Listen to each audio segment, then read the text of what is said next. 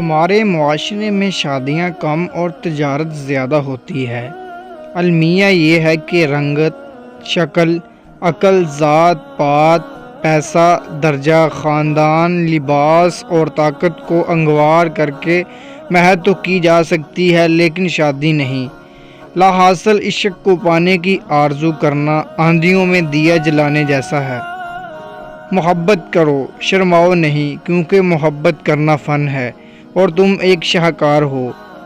محبت یہ نہیں کہتی کہ جب کوئی پوری طرح سے تمہارا ہو جائے تو تم اسے اپنی جاگیر سمجھ کر ذلیل کر کے رکھ دو۔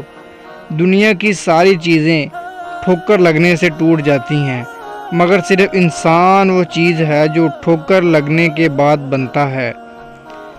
ذہنی سکون تباہ کرنے والے بروقت کنارہ کر لینا ہی عقل مندی ہے۔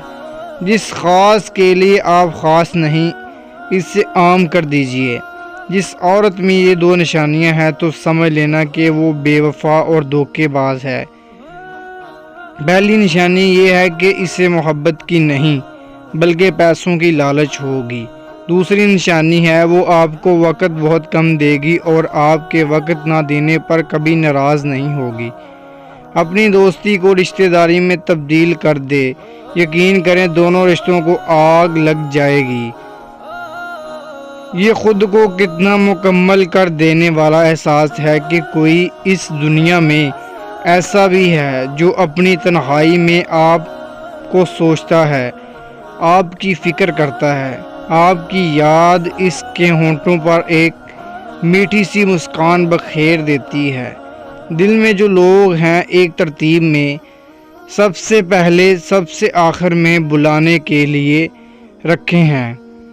ہم اپنی خوش فہمی کو آگاہی کہتے ہیں اور دوسروں کی آگاہی کو غلط فہمی تو عجب ہے۔